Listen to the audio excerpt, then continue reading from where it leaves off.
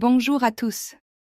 Alors aujourd'hui, je vais vous parler d'un cheval qui a réalisé 10 victoires en 11 courses cette année. Un bilan quasi parfait. Mais attention, il n'a pas couru à Vincennes depuis un an. Est-ce qu'il va confirmer?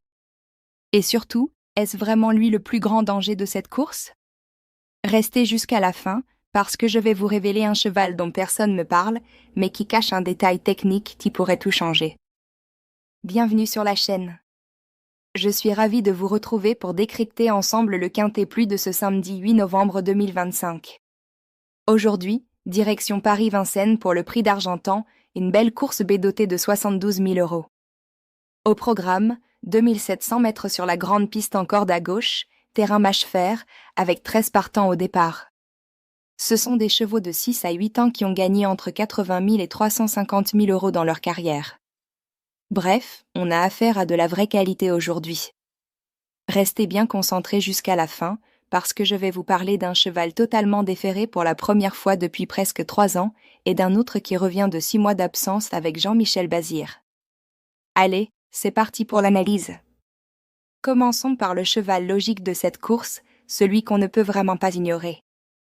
Je parle évidemment d'Indy Dark, le numéro 11. Franchement, difficile de passer à côté de lui quand on regarde ses performances récentes. En 6 sorties sur ce tracé de Vincennes depuis le début de l'année, il n'a jamais terminé plus loin que 5e. Et surtout, il s'est imposé dans le Quintet Plus du 18 septembre dernier, exactement sur ce même parcours. C'est un cheval qui connaît la piste par cœur, qui a ses marques ici. Aujourd'hui, il sera une nouvelle fois pieds nus, ce qui est un énorme avantage sur le mâche-fer de Vincennes. L'adhérence est meilleure, le geste est plus libre. Et il retrouve Benjamin Rochard aux commandes, un driver qui affiche 45% de réussite dans les quintets depuis un an. C'est du très solide. Jean-François Marie, son entraîneur, l'a parfaitement préparé pour cette échéance. Pour moi, c'est vraiment la base incontournable de la course. Si vous devez retenir un seul cheval, c'est lui. Maintenant, si vous cherchez un deuxième cheval vraiment fiable sur lequel vous appuyez, je vais vous parler d'Iguane de Caponnet, le numéro 4. Ce protégé de Cyril Rimbaud est tout simplement en forme olympique en ce moment. Regardez son bilan récent, 5 victoires et une 2e place lors de ses 6 dernières sorties. C'est une régularité impressionnante. Ce cheval monte en puissance course après course, il repousse ses limites à chaque fois. Et tenez-vous bien, j'ai une statistique qui va vous intéresser, quand Johan Le Bourgeois, son driver aujourd'hui, est associé à un cheval entraîné par Cyril Rimbaud dans les quintets, c'est 88% de réussite dans les 5 premiers. 88%. C'est énorme comme chiffre. Ça veut dire que cette association fonctionne à merveille. Au minimum, ce cheval doit figurer dans l'arrivée. Pour moi, c'est un candidat très sérieux pour le podium, voire pour la victoire si Indy Dark a un petit coup de mou. Parlons maintenant d'un cheval que vous allez peut-être trouver moins évident, mais qui présente des signes vraiment encourageants. Je parle d'Ibiza Bella, le numéro 8. C'est mon tocard du jour, le cheval peu cité dans les médias mais qui peut créer la surprise. Lors de son avant-dernière course, elle a terminé 6e sur ce même parcours de Vincennes, et le chrono était très intéressant. Elle était dans le tempo, elle a montré de belles choses. Ensuite, elle a été fautive à Marseille, mais franchement, on peut complètement oublier cette sortie. Marseille, ce n'est pas Vincennes, et les conditions n'étaient pas les mêmes. Aujourd'hui, elle retrouve Antoine Wiels comme driver, et là encore, les statistiques sont parlantes. Quand Wiels est associé à un cheval entraîné par Jean-Paul Marmion, son entraîneur, c'est 53% de réussite dans les quintets. Elle s'était très bien comportée dans le prix Charles Mills, où elle avait terminé juste derrière Indy Dark. Elle a clairement sa carte à jouer ici, et sa cote pourrait être vraiment intéressante. C'est le genre de cheval qu'on peut jouer en tocard pour tenter un joli coup. Alors là, je vais vous parler d'un cheval que beaucoup vont peut-être négliger après sa dernière sortie, mais que je vous conseille vraiment de racheter. C'est Humberland, le numéro 3. Oui, il vient d'être seulement 6e dans un quintet sur ce parcours, et sur le papier, ça ne fait pas rêver. Mais attention, avant cette course décevante, il avait fait l'arrivée de ses 7 quintets précédents, avec notamment 3 victoires. 3 victoires dans des quintets plus cette année, ce n'est vraiment pas rien. C'est un cheval qui a prouvé qu'il aimait cette piste de Vincennes et qu'il était capable de gagner à ce niveau. Un coup dur peut arriver à n'importe qui, même au meilleur. Et ce qui change aujourd'hui, c'est qu'il n'aura pas de concurrents européens sur sa route. C'est un gros avantage pour lui. Je pense sincèrement qu'il faut le racheter et qu'il visera logiquement une place sur le podium. C'est mon outsider du jour. Maintenant, on arrive au cheval dont personne ne parle vraiment, et pourtant, c'est celui qui pourrait bien créer une belle surprise. Je veux parler d'Habit de soirée, le numéro 6. Il vient de terminer 4e sur ce parcours, et le chrono était vraiment intéressant. Mais ce qui change absolument tout aujourd'hui, et c'est là que ça devient passionnant, c'est qu'il sera totalement déféré des 4 pieds. Et devinez quoi? C'est la première fois depuis janvier 2022. Ça fait presque 3 ans qu'il n'a pas couru complètement pieds nus. C'est un changement majeur, un changement tactique qui peut vraiment le libérer et lui donner un coup de boost. Sur le mâche-fer de Vincennes, être pieds nus, c'est un atout considérable pour l'adhérence et la fluidité du geste. En plus, il retrouve Eric Raffin aux commandes, un driver très expérimenté qui sait exactement comment optimiser ce genre de modifications techniques. Franchement, c'est le genre de détail que beaucoup de gens vont négliger en regardant rapidement les partants, mais qui peut faire toute la différence à l'arrivée. Pour une petite place, voire même mieux si tout se passe bien en course, il ne faut surtout pas l'oublier. C'est mon cheval caché du jour. Et maintenant, je vais vous parler du profil vraiment inattendu, celui qui pourrait complètement bouleverser les tickets si elle se réveille. C'est Illusion J-Pad, le numéro 10. Alors oui, je sais ce que vous allez me dire, elle revient de 6 mois d'absence, et elle a été seulement 8e à Laval lors de son retour. Sur le papier, ce n'est pas très encourageant. Mais regardez bien les détails, aujourd'hui, elle sera déférée des 4 pieds, ce qui est un gros changement par rapport à sa reprise. Et surtout, elle retrouve Jean-Michel Bazir aux rênes. JMB, c'est quand même une référence absolue dans le monde du trot. Quand Bazir monte sur un cheval, ce n'est jamais un hasard. Elle devrait logiquement courir en net progrès par rapport à sa course de reprise. Elle a besoin de retrouver du rythme, de retrouver ses sensations, c'est sûr. Mais avec Bazir, elle peut vraiment surprendre. C'est le genre de cheval qu'on peut glisser dans un ticket pour tenter un joli coup à une belle cote. Méfiance assurée. Il y a aussi Japlou Turgot, le numéro 2, qui mérite qu'on s'y attarde un peu. Il a été 4e d'un quintet en septembre et 4e en dernier lieu d'une épreuve similaire toujours sur ce tracé. C'est un cheval dur à l'effort, qui ne lâche rien. Il n'a peut-être pas le potentiel pour gagner aujourd'hui, mais pour une petite place, il peut clairement figurer dans l'arrivée. Son driver Mathieu Abrivard affiche une belle réussite dans les quintets avec 52% dans les 5 premiers. C'est une petite sécurité qu'on peut garder en tête. Parlons rapidement aussi d'Ileya, le numéro 12. Elle s'est imposée dans un quintet sur ce parcours en février dernier. C'est une référence intéressante. Par contre, elle n'a conclu ensuite que 2 fois dans les 5 premiers et c'était à Vincennes. Elle manque un peu de régularité récente. Cyril Rimbaud, son entraîneur, la présente aujourd'hui et il s'est amené ses chevaux au top. Méfiance avec elle, elle peut surprendre, mais je ne la mets pas dans mes bases principales. Et puis il y a Hadès de Liton, le numéro 7. Alors lui, c'est un cas vraiment intéressant. Il a été irréprochable cette année avec 10 succès en 11 courses. C'est un bilan exceptionnel. Le problème, c'est qu'il n'a pas été revu à Vincennes depuis 1 an. C'est une grosse interrogation. Est-ce qu'il va retrouver ses marques sur cette piste? Est-ce que le niveau de la course ne va pas être trop relevé pour lui? Possible placé, mais je reste prudent avec lui parce que manquer de références récentes sur un hippodrome, ça peut coûter cher dans un quintet. Rapidement, quelques chevaux que je vais mettre de côté aujourd'hui pour différentes raisons.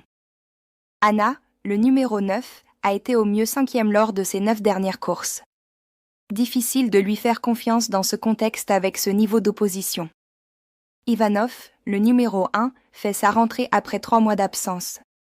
Même s'il sera ferré, c'est trop incertain pour moi dans une course aussi relevée. Et Indigo de Fontaine, le numéro 13, a été au mieux 5e cette année sur 9 courses. Malgré un engagement favorable et une défaite des antérieurs, je pense qu'il lui manque un peu de moyens pour inquiéter les meilleurs aujourd'hui. Je veux aussi vous parler rapidement d'Hollywood Dubois, le numéro 5. C'est mon cheval fantôme du jour, celui qui aurait pu faire quelque chose mais que je ne retiens pas vraiment. Il ne répète pas ses performances, c'est son gros problème. Par contre, il a été second sur 2850 mètres de la grande piste lors de son avant-dernière course et son driver Mathieu Mottier affiche 40% de réussite dans les quintets depuis un an. Sur le papier, il y a de quoi s'en méfier. Mais son irrégularité me freine vraiment. Il peut surprendre comme il peut complètement passer à côté. Je préfère me concentrer sur des profils plus fiables. Maintenant, parlons des hommes qui font souvent la différence dans ce genre de course. Le meilleur driver présent aujourd'hui, pour moi, c'est Benjamin Rochard. Avec 45% de réussite dans les quintets depuis un an, il est en pleine confiance et en pleine forme. Aujourd'hui, il conduit Indy Dark, le numéro 11, et cette association a déjà prouvé qu'elle fonctionnait à merveille. C'est un driver précis, intelligent, qui sait parfaitement gérer une course et trouver les bonnes trajectoires. Quand on a un bon cheval et un bon driver, ça fait souvent la différence. Du côté des entraîneurs, le meilleur présent, c'est clairement Cyril Rimbaud. Il présente 2 chevaux aujourd'hui, Iguane de Caponnet, le numéro 4, et Ileya, le numéro 12. Les deux sont en forme, et Rimbaud a vraiment un don pour amener ses chevaux au top niveau au bon moment. Ses statistiques avec ses drivers réguliers sont impressionnantes. On l'a vu tout à l'heure avec le 88% de réussite quand le bourgeois conduit un de ses chevaux. C'est un entraîneur qu'il faut toujours suivre de très près dans les quintets. Allez, j'ai une question pour vous maintenant. Dites-moi en commentaire, quel est selon vous le cheval qui ne doit absolument pas être oublié aujourd'hui? Est-ce qu'Indy Dark est trop évident et peut décevoir? Est-ce qu'Habit de soirée peut vraiment surprendre tout le monde avec sa défaite totale? Ou alors vous voyez un autre cheval, peut-être Hadès de Liton avec ses 10 victoires cette année, qui peut créer l'exploit? J'ai vraiment hâte de lire vos avis et d'échanger avec vous. Et n'oubliez pas de liker la vidéo si elle vous aide dans votre réflexion et de vous abonner à la chaîne si ce n'est pas encore fait. Ça m'aide énormément à continuer à vous proposer du contenu de qualité. Maintenant, on arrive au moment que vous attendez tous, mes pronostics complets pour cette course. Pour le Quintet Plus, je vais avec 5 chevaux. Mon ordre, c'est 11 Indy Dark, c'est ma base solide, le cheval incontournable. Ensuite, le 4 Iguane de Caponnet, qui est en pleine forme avec ses 5 victoires sur 6 courses. En 3e position, je mets le 3 Humberland, c'est mon rachat après sa dernière course décevante. En 4e, le 8 Ibiza Bella, c'est mon tocard du jour avec Antoine Wiels. Et en 5e position, le 6 Habit de soirée, avec son coup tactique de la défaite totale des 4 pieds pour la première fois depuis 3 ans. Pour le Quintet Plus, je garde mes 4 premiers, le 11 Indy Dark, le 4 Iguane de Caponnet, le 3 Humberland et le 8 Ibiza Bella. Mon regret pour le Quintet, ce serait le 12 Ileya. Elle a déjà gagné un quintet sur ce parcours en février, Cyril Rimbaud la présente, mais elle manque un peu de régularité récente. C'est pour ça que je ne la mets pas dans mon quintet principal, mais elle reste dangereuse. Pour le tiercé, mon top 3, c'est 11 Indy Dark en première position, 4 Iguane de Caponnet en 2e et 3 Humberland en 3e. C'est pour moi le trio le plus logique et le plus solide de la course. En couplet gagnant ou placé, je vais avec le duo 11 Indy Dark et 4 Iguane de Caponnet. Pour moi, c'est le couplet le plus solide. L'un ou l'autre peut gagner cette course et les deux devraient normalement figurer dans l'arrivée. C'est vraiment le duo sécurité. Et pour le 2 sur 4, ma combinaison prudente, je prends 11 Indy Dark, 4 Iguane de Caponnet, 3 Humberland et 8 Ibiza Bella. C'est une combinaison qui mélange de la sécurité avec les 3 premiers et une petite touche de tocard avec Ibiza Bella qui peut surprendre. Avant de terminer, je tiens à le rappeler clairement et c'est vraiment important, ce contenu est purement analytique et personnel. C'est mon interprétation des données, des statistiques disponibles, de ce que j'ai pu observer et analyser. Chacun est libre de ses choix et totalement responsable de ses décisions. L'objectif de cette vidéo, c'est vraiment de vous donner des éléments de réflexion, des pistes d'analyse, des détails techniques que vous n'avez peut-être pas vus. mais en aucun cas de vous dire quoi faire. Prenez toujours le temps de croiser plusieurs sources, de vous faire votre propre opinion, et surtout de ne jamais engager plus que ce que vous pouvez vous permettre. Et je termine avec un conseil turf du jour, un conseil qui va vraiment au-delà de cette course et qui peut vous servir pour toutes vos futures analyses. Apprenez à repérer les changements de ferrure dans les partants. Aujourd'hui, on a parlé d'habit de soirée qui sera totalement pieds nus pour la première fois depuis presque 3 ans et d'Illusion J-Pad qui sera déféré des 4 pieds pour sa deuxième sortie. Ce genre de modification peut complètement transformer un cheval, surtout sur un terrain comme le Mâche-Fer de Vincennes. Être pieds nus améliore l'adhérence, ça libère le geste, ça peut vraiment réveiller un cheval qui était un peu éteint. C'est souvent dans ces petits détails techniques que se cachent les belles surprises, les tocards qui vont exploser leur cote. Prenez vraiment l'habitude de regarder ces informations dans les analyses détaillées des courses. Ça fait partie des choses qui séparent un bon observateur d'un excellent pronostiqueur. Voilà, on arrive à la fin de cette analyse du Prix d'Argentan.